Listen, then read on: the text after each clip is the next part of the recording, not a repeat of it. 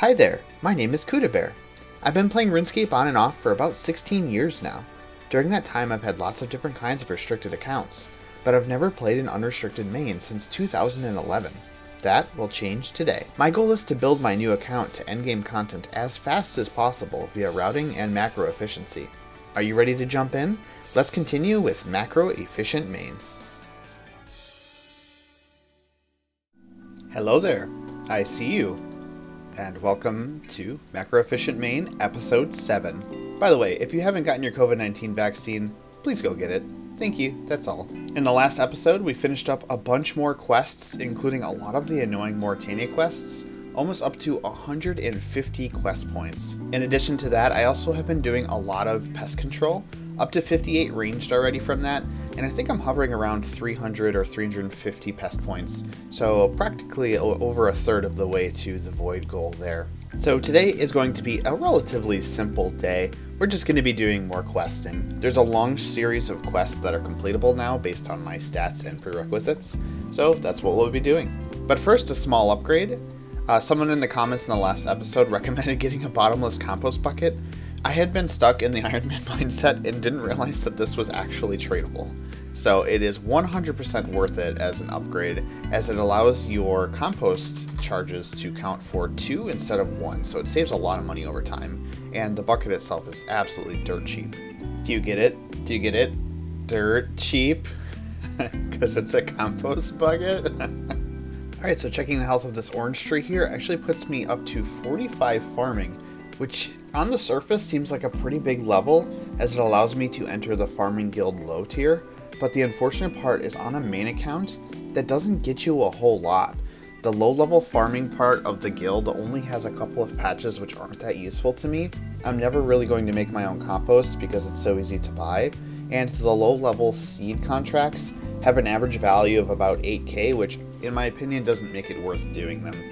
We will be using the farming guild very extensively once we hit 65 for the medium tier, as that's when the rewards start getting a lot better. I also think I'm probably going to start doing herb runs in the next episode. I'm not quite to the point where I'm ready to do them. The profit from them at this point would be very little, and I don't have a lot of the more powerful unlocks for doing herb runs, such as the disease-free patches across the game world. So we'll be doing that next episode. Are you ready for the experience bomb? Collecting the teak trees is always a highlight of starting a week. 7,000 experience per tree, and even in the mid-40s I still get almost a full level for checking each one. Absolutely incredible. Up to 48 farming so far just from these. Super cool. Also already up to 44 hunter as part of the birdhouses that I've been doing passively in the background. They are so incredible for hunter progress. And then also the last thing I want to touch on before we get into the questing is that magic longbows, as well as a lot of other items, combined with the cost of a nature rune, is actually about 100 or just under 100 coins less than the high alchemy value of a magic longbow, which is just over 1,500 coins. So you can definitely on a main account just buy nature runes and magic longbows and profit on casting high alchemy, which basically makes passive magic experience entirely free, even netting a small profit. So if you haven't been doing passive magic experience while doing questing and any other activity that allows you to do it freely while running around, definitely encourage you to do it. There's really no reason not to. I lost a lot of money when I was doing low alch. I did lose a lot of money when I was doing low alch all the way up to 55, so you could argue that maybe that wasn't worth it, but high alchemy on this stuff, when you could just buy it freely, definitely do it. Actually, one more thing before we get started with the quests, and that's actually that I'm going to go ahead and sell the Book of Fire and Smoke Battle Staff. We're definitely past the point where magic is super useful in quests and combat. My range level is just so powerful as it is, and they're so expensive, so there's no real reason to hang on to them any longer.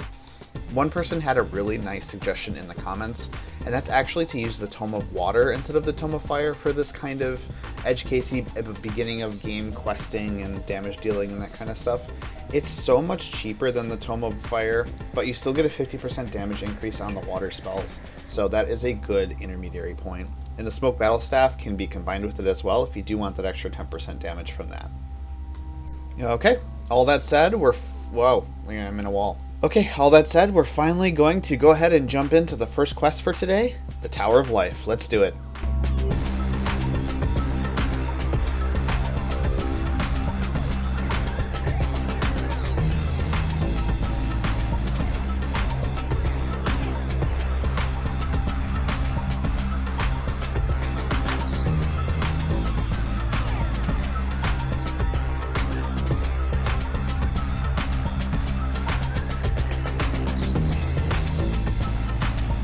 Alright, that's the end of Tower of Life. While I'm here, I'm also going to complete the diary task of the sword chick, so let's do that. There we go, that's out of the way, and on to the next quest, which is the giant dwarf. Hope you're ready for a long cutscene.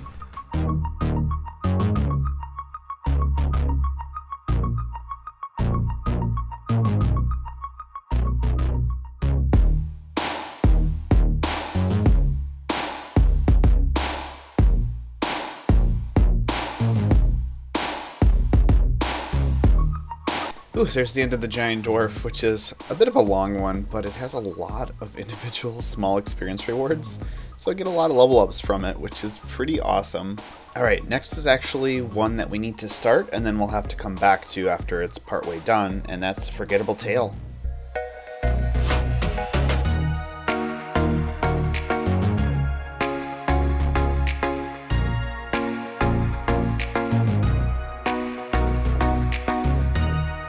Alright, so I would normally do something else while I wait for these to grow, but I was actually just about to leave for lunch, so I'm gonna go eat, and when I get back, they should be done. And just like that, the hops are grown. Let's continue the quest. And unfortunately, now I have to wait another 15 to 20 minutes. This quest is a little annoying. So actually, as we wait for the beer to brew, I need to do a little bit more mining for the next quest. I need to get up to 42, which is basically just a level. So I'm going to get that done next.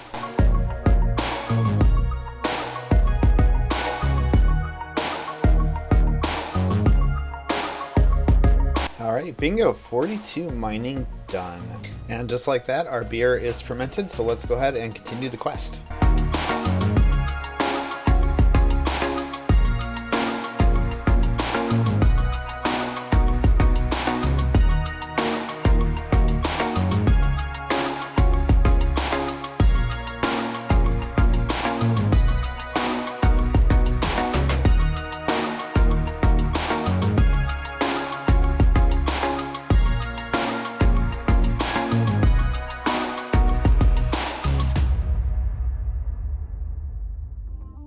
And there we go, the end of Forgettable Tale. I have officially lost my mind. Good amount of farming experience, though. Pretty cool. I didn't realize that you got some of these Dwarven Stout M's from completing this quest, but because it's one of the only easy ways to get a +2 smithing boost, they're actually worth a lot of money. So definitely don't drop those when you're done. Make sure you sell them. After I sell these, though, I will be on to the next quest, which is another slice of ham.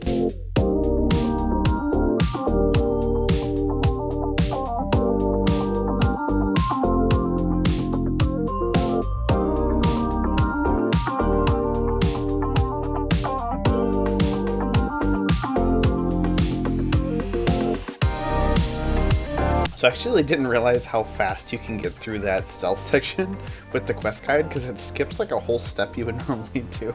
So I don't actually have enough special attack energy to take his prayer down. So this is a little annoying. I'm just going to sit here and alch a bit in your face, buddy. Go ahead and tire yourself out swinging your sword there. Alright, all done with another slice of ham. Super easy quest to get out of the way, honestly. And now we're going to be on to the next one, which is one that's not super easy. It's actually really annoying. It's time for rat catchers. Let's do it.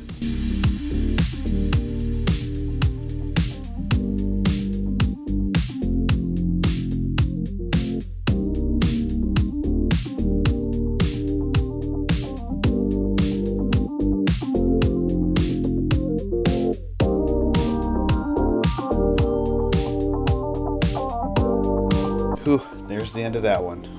Finally. Okay, so the very next one on the list is actually going to be Troll Stronghold. Let's get that one done next.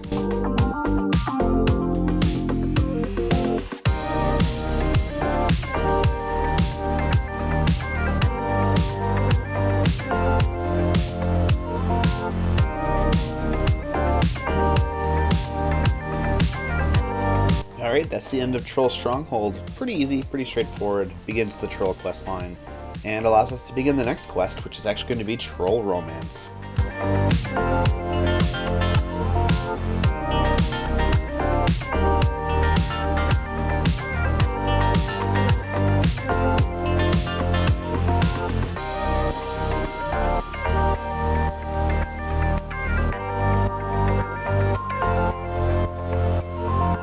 I did not realize he had a ranged attack.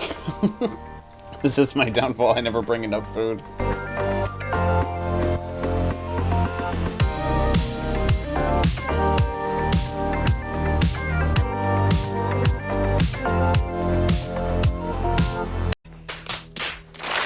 He hits really hard.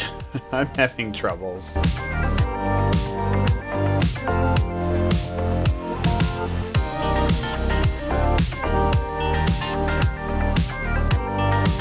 Definitely a very annoying quest to complete before Edgar's Ruse, and you can teleport to Trollheim. Definitely dubious if it's worth it. Does that agility experience is very nice and does save a lot of time. It would help if I actually went into the fight realizing that it was as dangerous as it is, but glad to have it done anyway. So the next one is actually going to be Garden of Tranquility, which is next on the annoying quests that require you to wait in the middle of the quest list.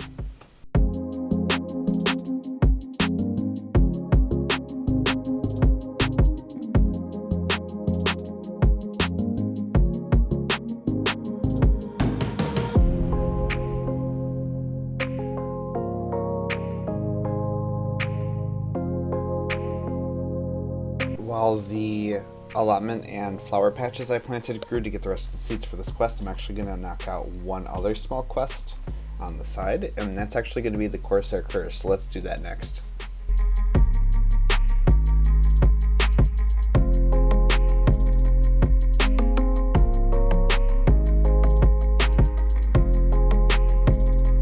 Alright, there's the Corsair Curse done, which is much faster than expected. Actually still have around 10 minutes to wait for the rest of my vegetables to grow. So I'll probably do a birdhouse run and then get back to it.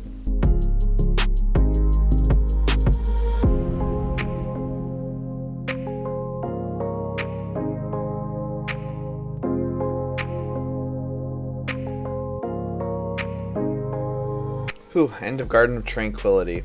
It's actually really nice. I got a tree run done while I was waiting as well, so this coupled with the experience reward from the quests, and we're already up to 51 farming. It's incredible how fast farming goes even if you just do tree runs and quests. So next we'll actually be on to Enlightened Journey. So let's get that done.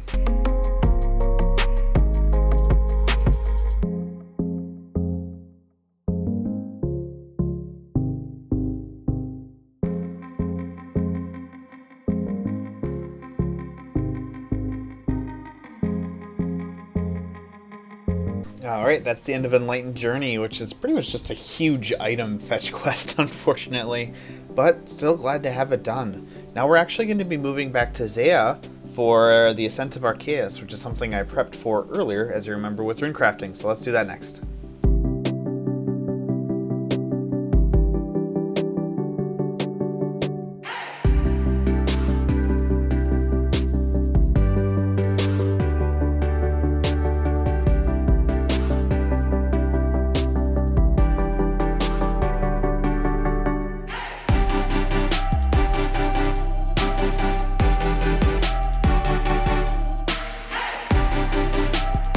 Alright, there's the end of the Ascent of Arceus. I feel like all of these Zeah quests are going to be a little bit tricky for me to complete, as I just don't know my way around Zeah that well. It wasn't that bad of a quest overall though, and the cool thing is I'll be able to use this favor certificate to put it on to Arceus, and now we've maxed Arceus favor, so that's incredible. So next on the list is actually Horror from the Deep. Let's go back to an old school quest.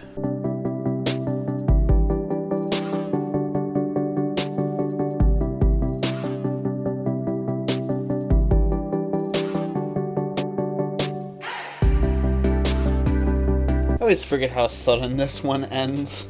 Always super strange. But that is a really nice one to have out of the way. So I'm actually going to go ahead and grab the Zamorak book. It's arguably the most useful, but it's not saying a whole lot. It's not incredibly useful to me at all.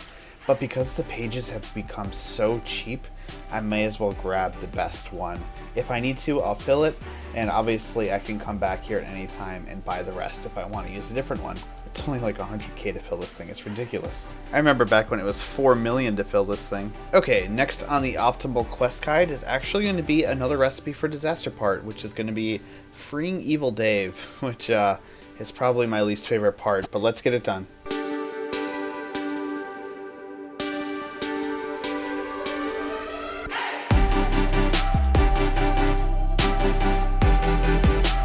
I swear this quest changed because I feel like you had to trial and error the stew before, and it was unique for every person, but according to the quest helper, it seems like it either knows what you need or it is the same for every person.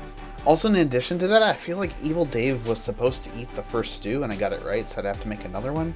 All that to say, this was incredibly fast. I remember this being so much harder. I don't know where I got that memory from. But that said, glad to have it done. One more step of R.F.D out of the way. We actually already almost have enough quest points to fight the Culinary-romancer, but we don't have all the quest requirements, so we're going to keep getting them done. Next we'll be on to Big Chompy bird hunting.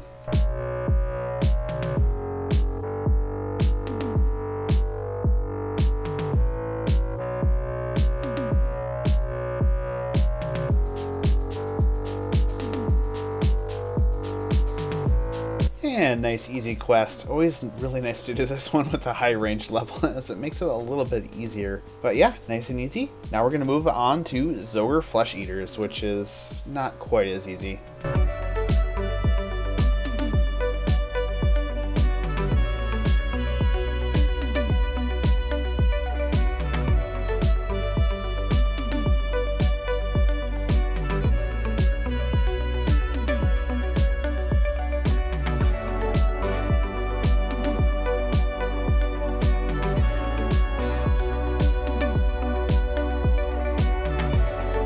Alright, there's the end of Zogre Flesh Eaters, another pretty annoying one, but also made a lot easier in the modern era with things like the Free-for-All Clan Wars portal to cure the disease.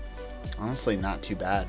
It also gives you a nice little benefit of being able to sell these org bones after the quest for like 90k. So, you know, a little bit of a money maker here, just completing this quest one time, I guess. So now that we're done with all of this, we're actually back to R.F.D for the Pirate Pete subquest.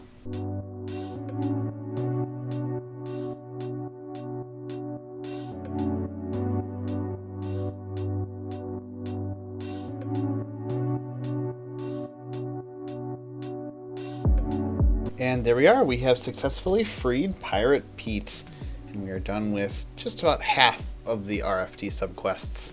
And that is actually going to be where we go ahead and leave off this episode. It actually felt pretty good to have it a full episode dedicated to questing again. There's been a lot of side things going on, but this one was purely questing. All the way up to 174 quest points already. We have just over 100 to go until the quest cape. Having a look with Hans here, it's actually only been about 13 hours since the last episode. About 3 hours of that, as per usual, was pest control. The rest was questing. In the next episode, look forward to another questing detour as we get a bunch of side content knocked out and continue to swiftly make our way to our goal. We only did get a few Wizards Mind Bombs donations in this episode, but even so, they are very appreciated, and we'll continue to see this collection grow. This is incredible. Taking a peek at the total, we've got 458,000 Wizards Mind Bombs. I'd love to see that push over 500,000 by the next episode. I also received one donation of a bond, and I wanted to ask you what you thought I should do with it. I was thinking about potentially converting it to cash, and then adding that to our Platinum Token community cash pile, or if you desire, I could instead use it for membership, and it would make things a little bit easier on me. So let me know what you think. But unfortunately, this is where we part ways for today. Thank you so much for watching. If you enjoyed, definitely like the video, leave a subscription on the channel, ding that little bell if you want to be notified about the next episode coming out, and I will see you in the next one. Take care, everyone. Bye-bye.